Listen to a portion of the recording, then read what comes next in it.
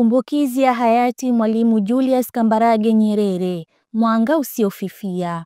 Kila ifikapo tarehe 14 Oktoba, mioyo wa Tanzania husimama kwa tafakari, kumbukizi na heshima kuu kwa baba wa taifa, hayati Mwalimu Julius Kambarage Nyerere. Taa iliyowaka kuangazia mwanzo wa safari ya uhuru, mshumaa uliowaka katikati ya giza la ukoloni, na sauti iliyobeba matumaini ya vizazi vingi. Mwalimu Nyerere hakuwa tu kiongozi, bali alikuwa dira. Alijenga si tu taifa huru, bali pia fikra huru. Kwa sera zake za ujamaa na kujitegemea, aliamsha ari ya mshikamano, upendo na utu katika kila kona ya Tanzania. Aliamini kuwa maendeleo si ya mali pekee, bali ni ya watu. Hivyo, akawekeza kwenye elimu, akaweka msingi wa afya kwa wote na kutufundisha kuwa binadamu wote ni sawa. Katika kumbukizi hizi tunakumbuka si maneno yake tu, bali maisha yake. Mtu wa maisha rahisi, kiongozi asiye na kiburi,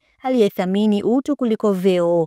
Tunakumbuka hotuba zake zilizobeba uzito wa uzalendo wa kweli, hotuba zilizotufundisha kuwa haki ni msingi wa amani na kuwa uhuru bila uwajibikaji ni kivuli kisicho na maana. Wajumbe wa zamani wa halmashauri kuu ya taifa watakumbuka nilipigia kelele jambo la rushwa ningali mwenyekiti wao. Leo hii miaka mingi tangu atutoke, bado tunasikia sauti yake ikitufundisha katika vitabu, katika historia na kwenye nyoyo za watu. Tunamuona katika tabasamu la mwanafunzi aliyepata elimu bila malipo, katika jasho la mkulima aliyepata pembejeo kwa wakati, na katika nyayo za viongozi wanaotanguliza maslahi ya wengi. Mwalimu Nyerere alikuwa nguzo ya mshikamano wa Afrika. Alisimama kidete kutetea nchi kama Msumbiji, Zimbabwe na Afrika ya Kusini dhidi ya ukandamizaji.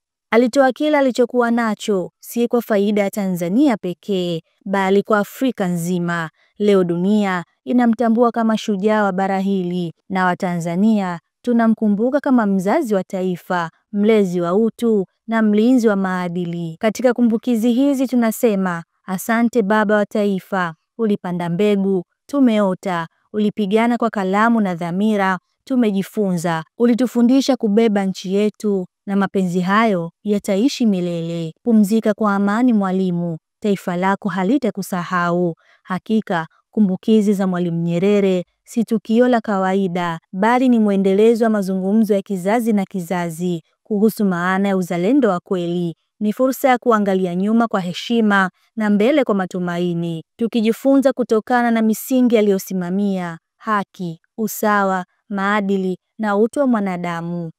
Katika uongozi wake, Mwalimu Nyerere alituonesha kuwa si lazima uwe na silaha ili ushinde vita. Alitumia kalamu kama silaha, hoja kama ngao, na elimu kama msingi wa mapambano ya kweli.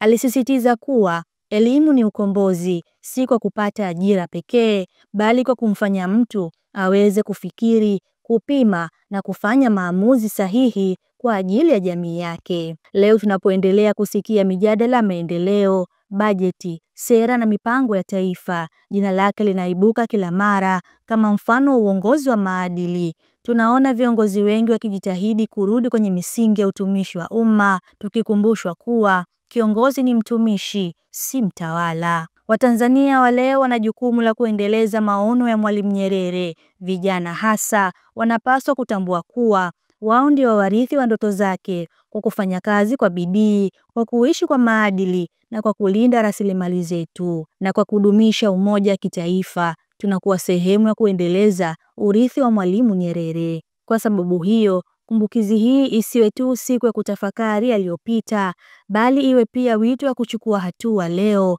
kwa ajili ya kesho. Tuulize nafsi zetu, je, tunaishi kama vile Mwalimu Nyerere alivyoamini Watanzania wanapaswa kuishi? Je, tunalinda amani kama vile alivyotufundisha? Je, tunajivunia kuwa sehemu ya historia ambayo aliitengeneza kwa mikono yake? Mwalimu ameondoka kimwili, lakini kiroho yupo nasi katika maneno yetu, matendo yetu na ndoto zetu kwa Tanzania bora. Makala hii imeandikwa na Tanzania Media House Center na imesomwa nami